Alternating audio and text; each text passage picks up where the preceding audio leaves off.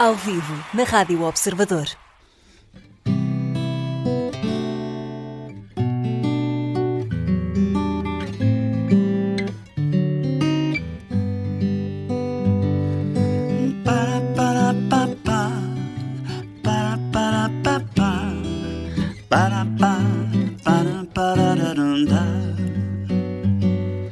Ó, seu negócio, posso ou não posso? Peso, meço. Preso ao prazo, eu prezo o prazer de não fazer caso. Vício ou preguiça, vício ou ofício, dedico-me ou abdico. Ao comprido me estico e remeto mais este caso ao acaso. Viver é ver o sol morrer no azul do mar. Saber andar é saber deixar andar. Não há nada, nada, não há nada como não fazer nada. Nada, não há nada, não há nada como não fazer nada. Amanso ou avanço, aceito ou declino, a qual me inclino. Reclino, encosto e com gosto, um eterno agosto eu me entrego. Luta ou leito, labutou de leite, leva-me, levo. Demito-me logo, delego em alguém e a mim me relego. Viver é ver o sol morrer no azul do mar. Saber andar é saber deixar andar. Não há nada, nada, não há nada como não fazer nada. Nada, não há nada, não há nada como não fazer nada. Para pa para pa para parararunda. Fumigo em mim, a formiga fuma um cigarro, sigo cigarra. Sou Nero, delírio em delírio por ver tudo arder em paz. Nada, nada, não há nada como não fazer nada. Nada, não há nada, não há nada como não fazer nada. Para pa pa pa, para pa pa para parararunda.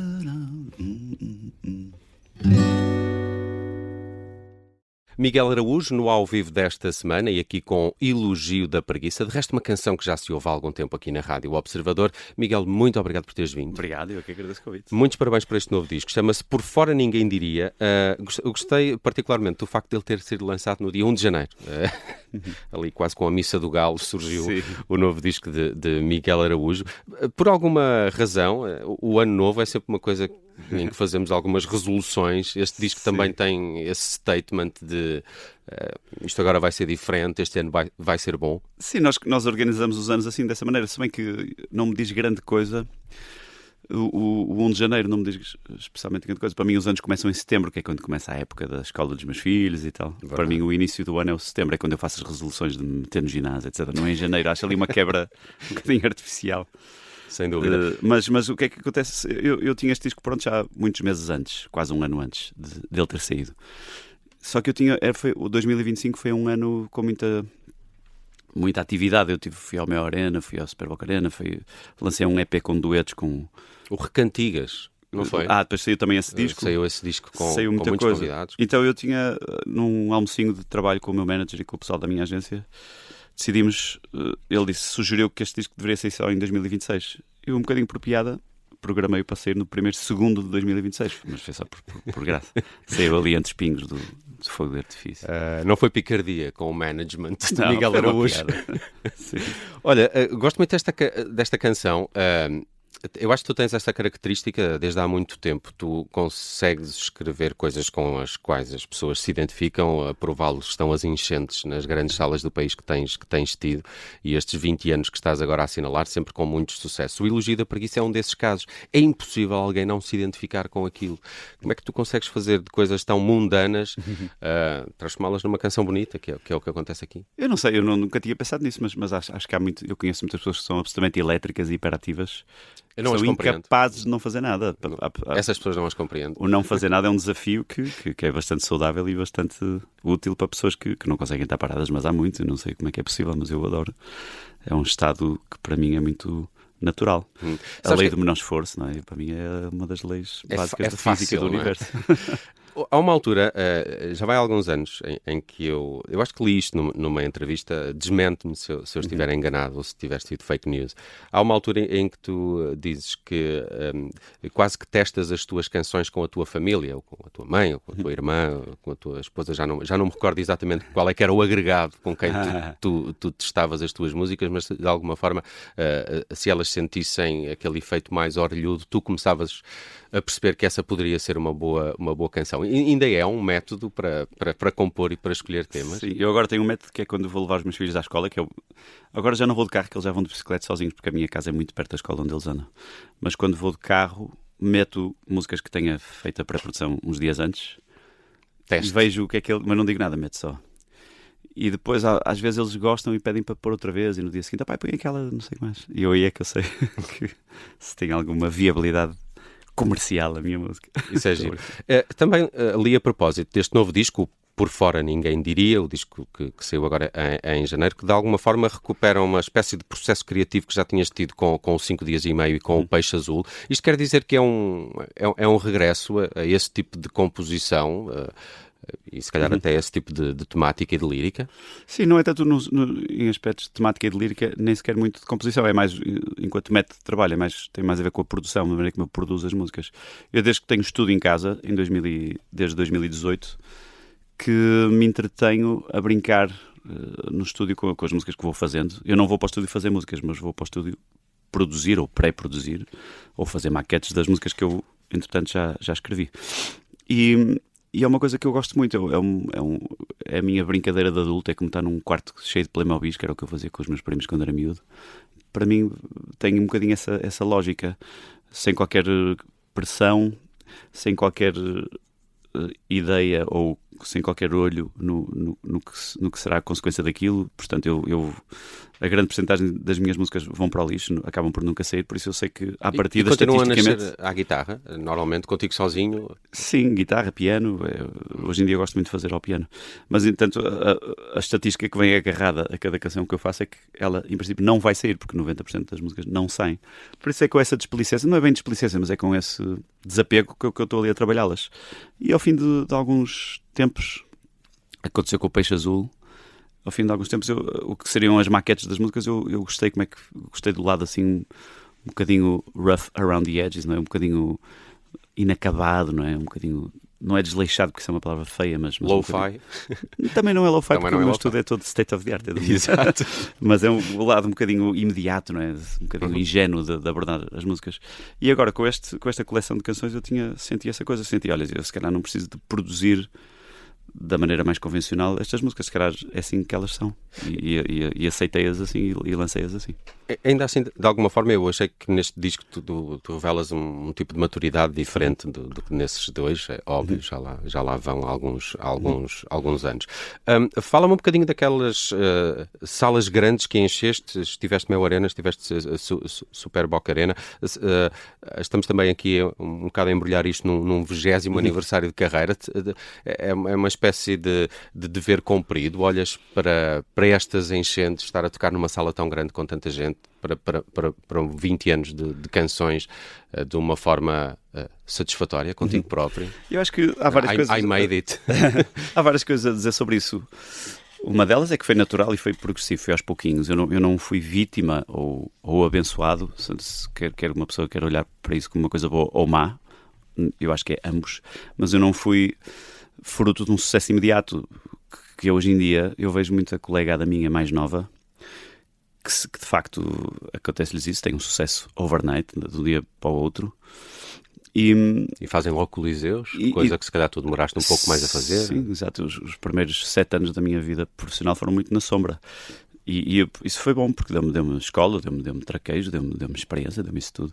Mas dá-me a ideia que hoje em dia se espera que os sucessos sejam imediatos. Quando se pega num artista assim, acabado de sair de um concurso de talentos, dá-me a ideia que se a coisa não bate em meio ano, o próprio fica muito desmoralizado, as pessoas à volta ficam muito desmoralizadas. Quase que se exige de um artista hoje em dia que tenha sucesso imediato. Eu não fui esse o caso.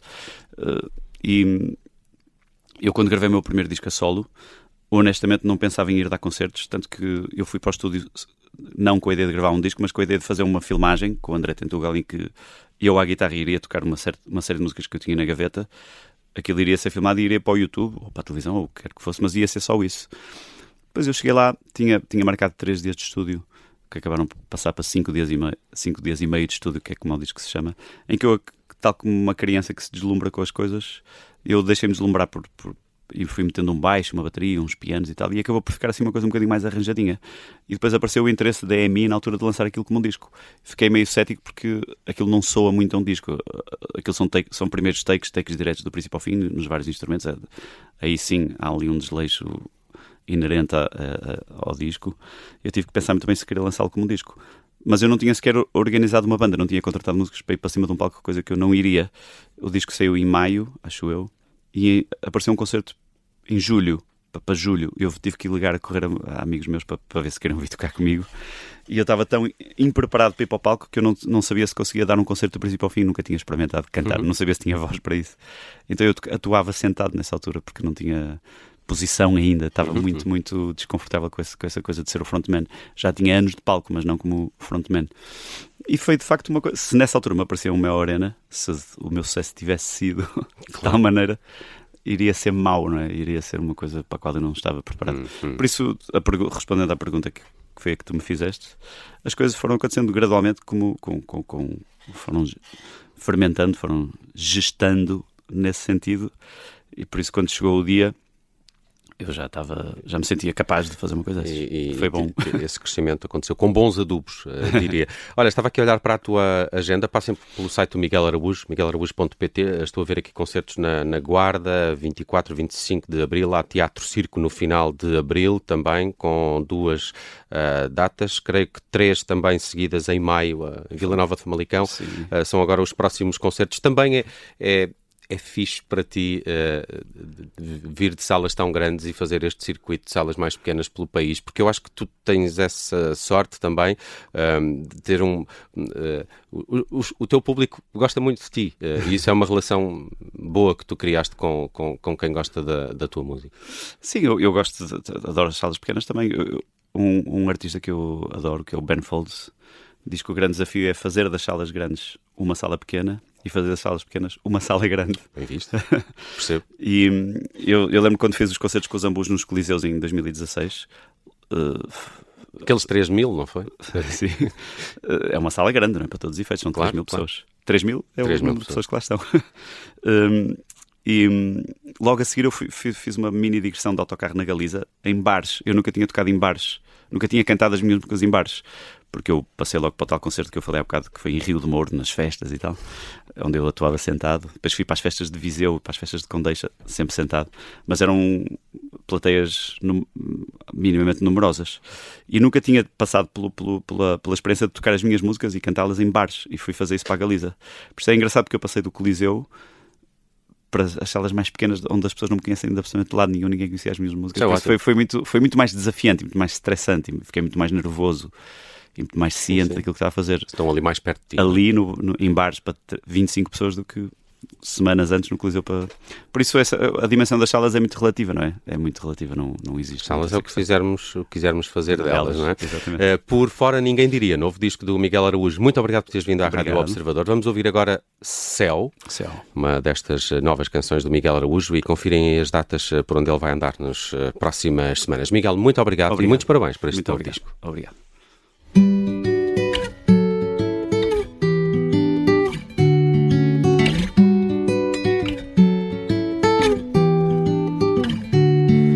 Quem é que aspira ao céu enquanto o céu aspira ao chão? Quem é que dá uma passa ou passa um pano no balcão? Quem é que pensa em tudo e esfrega os olhos de cansado? Se céu não pensa em nada, esfrega o chão da sala ao lado. Passa um dia, passa um ano, passa ferro, passa ao lado. Quem não quer um pedaço de céu? Quem quer ser a ponta do véu? E quem quer só aquilo que é seu? Leva mais um pedaço de céu. Céu, entre suspiros faz suspiros para fora. Passa o tempo, passa ao lado, já passa da hora. Enquanto alguém despeja em verso mágoas tão cruéis, céu despeja os restos que há no cesto dos papéis. Passa um dia, passa um ano, passa a ferro, passa ao lado. Quem não quer um pedaço de céu? Quem quer ser a ponta do véu? E quem quer só aquilo que é seu? Leva mais um pedaço de céu. Leva mais um pedaço de céu. Leva mais um pedaço de céu. Leva mais um pedaço de céu.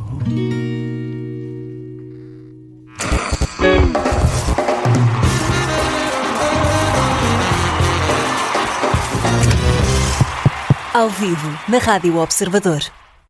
Obrigada por ter ouvido este podcast. Se gostou, pode subscrevê-lo, pode partilhá-lo e também pode ouvir a Rádio Observador online em 98.7 em Lisboa e em 98.4 no Porto.